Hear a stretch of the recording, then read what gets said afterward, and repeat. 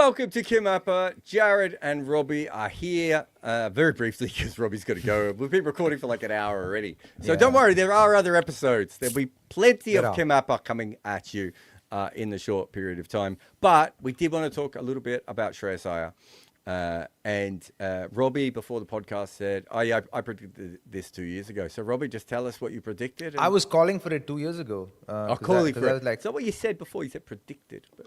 No, I said I called this 2 years ago. I'm very aware of what I say around you, dude. Okay, so what did you see 2 years ago and what has happened now? Well, I think he's doubled down on who he is as a player. I think as a captain, he's a really clever captain. He's very astute. He's got all the ingredients of what you need a captain to be. He takes the bull by its horns. He's always positive. He's very proactive. He's got a great, sense of self-belief that kind of permeates through to the other players as well. So from that point of view, he's a pretty good kind of captain to have, and like a personality to have as captain. Couple that with his batting prowesses, especially against spin in the middle order, he can be dynamite for India. And I was perplexed as to how he wasn't even a part of the setup, in the Indian team over the last few years. Now finds himself back in the reckoning as captain again. Because the selectors have a clear plan, pathway for the next couple of years. Yes, it's a little hard on Surya, but his non-performance didn't do any favors for him in the selection process, and his lack of form in the IPL also didn't do him any favors. But he's taken it like a champ. It's typical Surya. But this has been a long time coming, right, for Shreyas. Yeah, I think that. It's fascinating. There was a period of time when he probably wasn't, when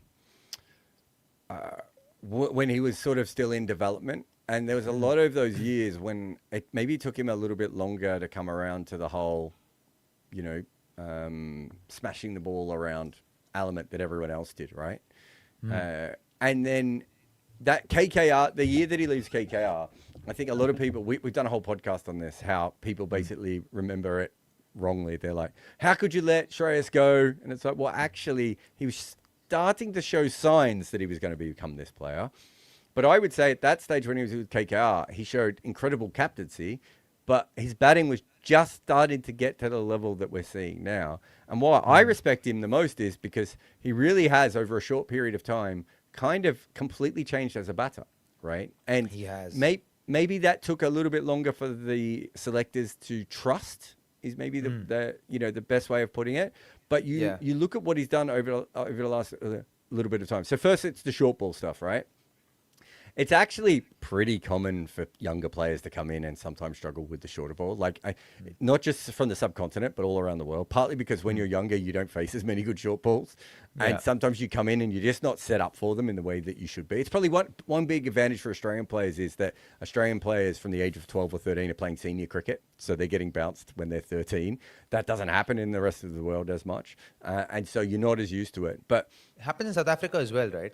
Yeah. I mean, but also the pitches help too. It's hard not to bowl short. I played in Australia on synthetic wickets that had concrete underneath, right? Anyone who could bowl slow, medium pace could bowl you a short ball. So you either got used to them or you stopped playing cricket. Like there wasn't really, that isn't the case for everyone, right? So I do think that is a thing. But the fact that he's gone from not being very good against the short ball to really almost making it a strength of his, I think is fantastic. It is. I think he's worked a lot on it. And I think one of the things that even he said is that he never believed he had a problem with the short ball, although he was getting out to it. It was a weakness for sure at a particular point in time, but he took notice of it when people started saying that he's a bunny to the short ball and he'll never improve on it. And I think that kind of got his antennas up and got him to get to work, so which is great. And he's like, I want to prove people wrong. And people use different things for motivation. And he addressed it. And I think it was a mindset shift as well. Like initially he tried to take singles to a short ball, to a bouncer. But after a point, he started saying, "Hey, instead of getting singles, let me be aggressive about it, and let me look to score." And when you go with that positive mindset, your body gets into better positions as a batter. In prep to play a short ball, your body starts getting in better positions. You get into taller positions, which is where you want to be to play the pull shot. You want to be as tall as possible, as big a target as possible. A lot of batters, get them slow and they become small and they try and play the pull shot, no control over it. But he gets tall now. He gets on his toes and he hits the pull shot, which he's put in that kind of work. And I know he's put in that kind of work because he worked with the same coach that I did. So there's a particular way in which we work the short ball out, and it's a lot of fun. That drill is amazing, actually. Well, what's the drill? It's wet rubber balls on what do you call it? On tarpaulin covers. Like what they cover the pitches with? Yeah. Oh, you mean like the actual plastic? The plastic. Yeah. You put water on that, and you put about 20 rubber balls into a bucket of water. And you throw that, and then you start with leaving the ball well. You leave, and then you start defending the ball, and then you start trying to create time. So you're trying to get back in the crease so that you create time. You create a little bit of time by virtue of moving, so that you allow the ball. You get a little bit more distance from the ball, so you can defend the ball well, and then you progress to kind of slowing the ball down in your mind to get back and prepare your hands to play the pull shot. So you get back, pull, and you leave. You get to the pull, and then you leave. So you're getting tall, but you're actually leaving the ball. You're getting tall, and you're leaving the ball. And then from there, you start tapping the ball down. Just get the bat on the ball. And then you start playing the pull shot towards square leg, and then you start playing the pull shot towards mid-wicket, and then you start hitting the ball over mid-wicket for 6, and then you have variations. You have the ramp, and then you make it even more challenging. You play with a middling bat, and that is a lot of fun, dude. If you can get to that place. You're not going to talk about middling about again. So the short ball, I think, is interesting, but the other thing is that he's had 11 years of professional cricket in T20s, right? And is that IPL as well? Yeah. So I'm going back to the start when he first started playing in the IPL cricket, but mostly 2015. Is that his first year in the IPL? Does that maybe? Right? Yeah, that's when I first played against him in first class cricket. Let me just double check that. But if you go back through his full record in the IPL, 2015. Yeah, 2015. So that was his first year. So I'm looking at it from the start of that. He had a positive impact his first year. Right, and I'm talking about impact metrics here, that Jimenez has come up with. He only has one other positive impact in his first, I think it's 8 years, right? So every other time, he's not really changing the game all that much. Sometimes he's around par, so it's not like he's a huge negative, but he's not doing that. 2023, he's worth 3.7 runs per innings. 2024, he's 3.4 runs. 2025, that goes up to 5 runs, and it's back at 3.6. So that's not just has he managed to be a positive, but he's been an incredibly consistent positive for quite a while now, right? That looks like a new normal, whereas he had a bunch of years before, the 4 years before, he was all at about par. So he's basically gone from just holding water as a T20 player to completely being one of the best players in the world. And he's done both of them consistently. So we know that this is a pattern and not just a one-off or a couple. So that he stepped up then. He's taken his game to the next level. That's maturity, right? That's professionalism. Yeah, and I think he's done it despite the system. That's one of the most impressive things of Shreyas Iyer.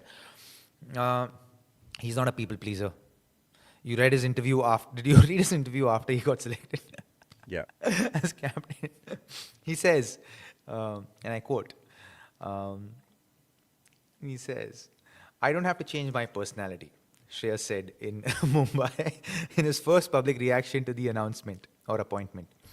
"I have to be the same person I was before and not try to be someone else or be under someone's shadow." It's very clear. I mean, that's the way. But that's Shreyas Iyer for you, and that's what I absolutely love about him. He's a natural leader, right? Like I forget captaincy and everything else. He is someone who, without getting too cliched, but I'm about to be the most cliched, he does march to his own drum, and he's got to where he's gotten to, right? By virtue of doing that. And that's what I love about him, which is why I'm like, he'll make such a great captain. Because he goes against the grain of people in India, left, right, and center. He can be aggravatingly annoying, right? Because he doesn't fit the norms of an Indian cricketer. He does his own thing. And he says, pick me if you want to pick me, right? I'll just keep doing what I do, right? And every time I've interacted with him, that's how he's operated as well. He speaks like that. And he's built this persona out of himself into what he is. And there's an immense kind of self-belief which you see in some of the best players in the world. You see that with Virat, you see that with Rohit. It's a very similar self-belief, and you know that he's got all the ingredients and the scruples to be an incredible leader, and he's shown that in the IPL, hasn't he? Not just as a captain calling the shots. Like, one decision that blew my mind this year was Shashank Singh bowling against Josh, Inglis, was it? He was bowling against. When he came on and bowled the medium paces. Yeah, he got 3 wickets.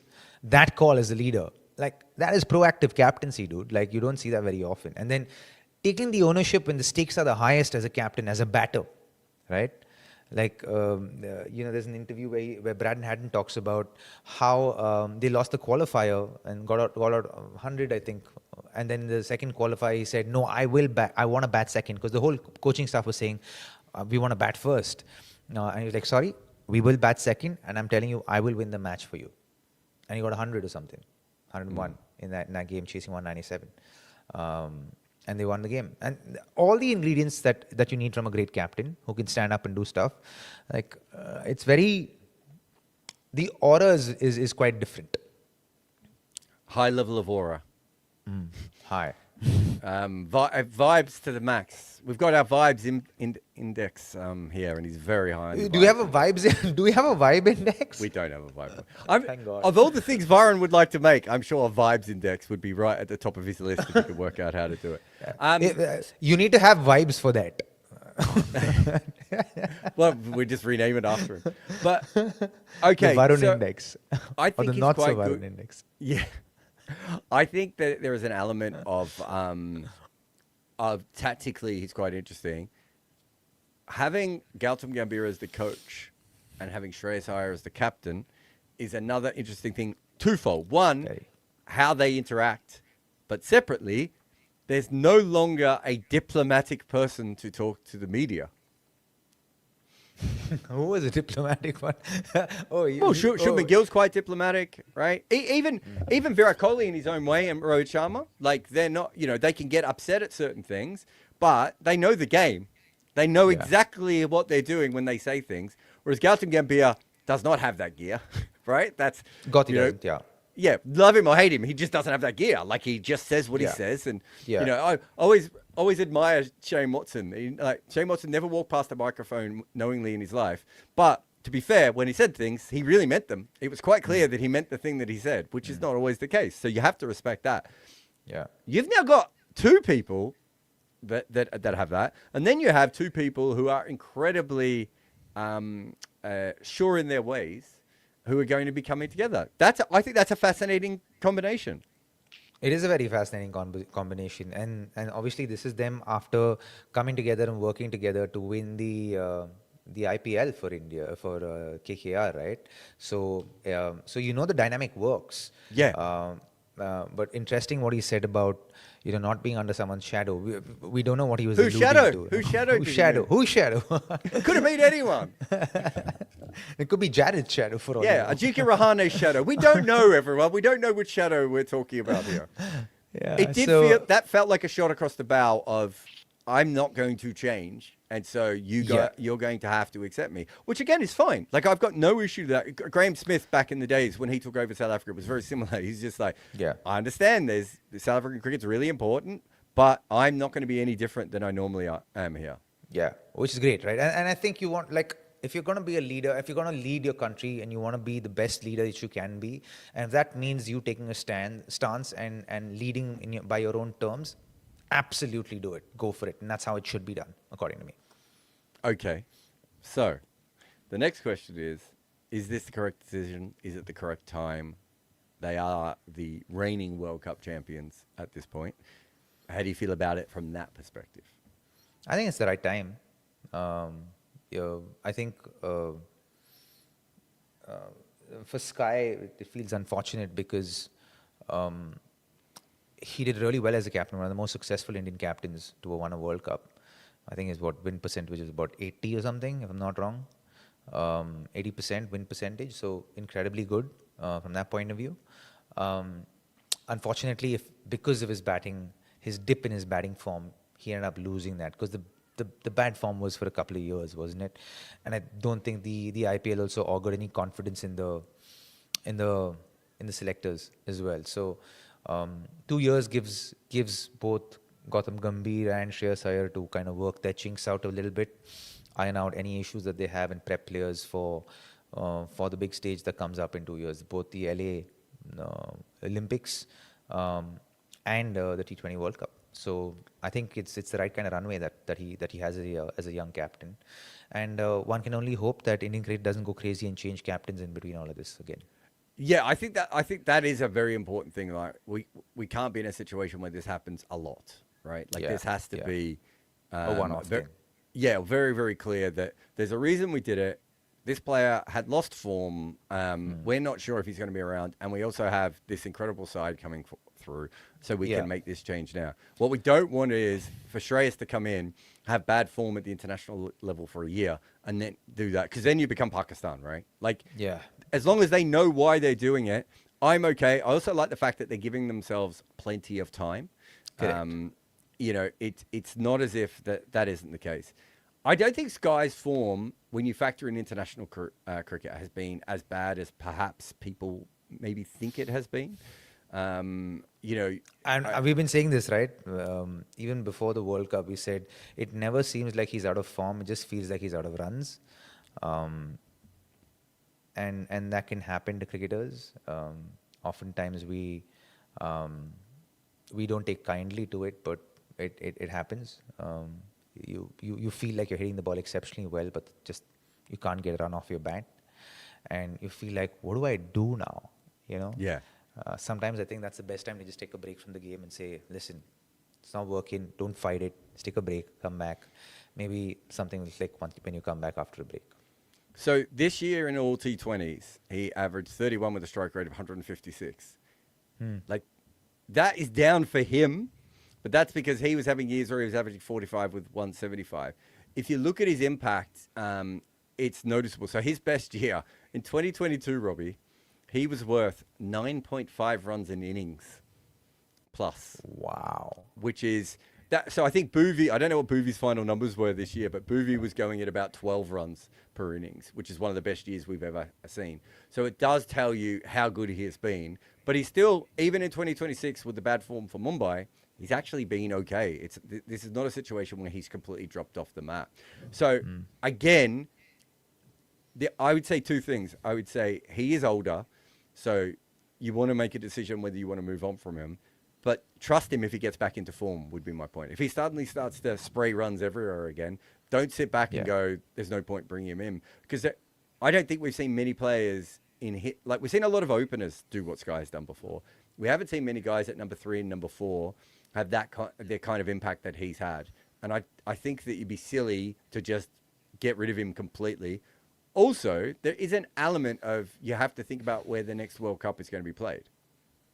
Yeah, it's going to be played in South Africa. Isn't South Africa? Australia. No, Australia, right? I don't think South Africa's the ODI World Cup. ODI World Cup, yeah. I don't think he did really well in the T20 World Cup in 22. Surya didn't do really well, I think, in Australia. I remember, I thought he played 1 or 2 innings, but maybe it was when, I can't remember who it was up against though. But yeah, I mean, they didn't have a great tournament, right? They played okay, but they weren't, they weren't, spectacular in that tournament. So yeah, I think that's probably fair as well. But yeah, I just think I think that's worth looking at. We don't know exactly how. There's a lot of guys we don't know as much about. Does that make sense? Whereas with him, we do actually know a lot more about him as a player. Well, 2 years is a long enough runway, yeah. And he's also, the unfortunate thing is, according to international cricket and Indian cricket, age isn't on his side. I think he's 36. But what you can know for sure is that from Surya's point of view, you know for sure that for all intents and purposes, he might go to KKR. Because it rekindles once Gautam Gambhir finishes his stint at the Indian team. I think he goes back into KKR as a mentor, coach, whatever role they decide. Yep. And then Sky fits into that as captain and mentor again. So I think Sky plays till he's 40 or goes on unless he's marred by terrible form and the Midas touch is just over. His body falls apart. Just look at, so this is him in 2022. It's actually really fascinating. So he fails against Pakistan. He makes 51 not out against the Netherlands. Fine. He makes 68 of 40 against South Africa. 30 off 18 against Bangladesh. 61 off 25 against Zimbabwe.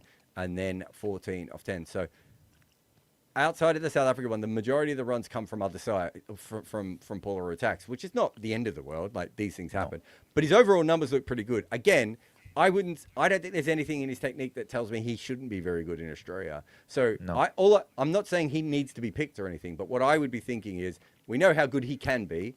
We know he has made runs in Australia. Let's just keep an eye on him. And so we can go back, because there's a couple of, like, I've heard a lot of people say we need Shreyas Iyer. They won't give. See, the thing is, it's going to be very hard, because I don't think they're going to give him A cricket, right? So there aren't places where they can test him out, because at 36 he's not going to get A cricket. At 34, 35, 36, whatever his age is at this point, he's not going to get Test cricket.